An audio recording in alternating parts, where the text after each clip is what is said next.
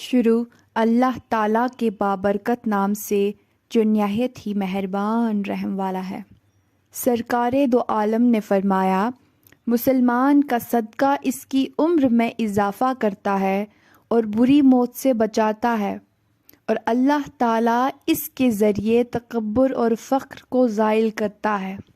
رسول اللہ صلی اللہ علیہ وسلم کا ارشاد ہے، آدمی قیامت کے دن اسی کے ساتھ ہوگا جس سے اس نے دنیا میں محبت کی۔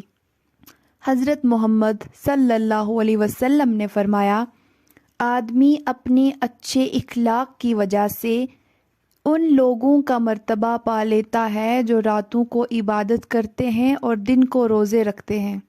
رسول اللہ صلی اللہ علیہ وسلم نے ارشاد فرمایا، سورہ فاتحہ عرش کے نیچے والے خزانے سے نازل ہوئی ہے۔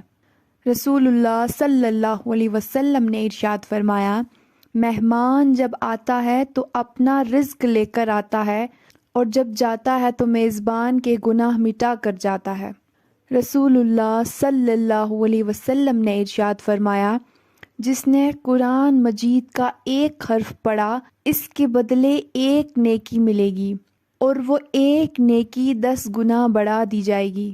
حضور صلی اللہ علیہ وسلم نے ارشاد فرمایا، جو شخص استغفار کی پابندی کرے تو اللہ تعالیٰ اس کے لیے ہر تنگی سے نکلنے کا راستہ بنا دیتا ہے، اور ہر غم سے اسے نجات عطا کرتا ہے، اور ایسی جگہ سے روزی دیتا ہے جہاں سے اس کو وہم و گما بھی نہیں ہوتا۔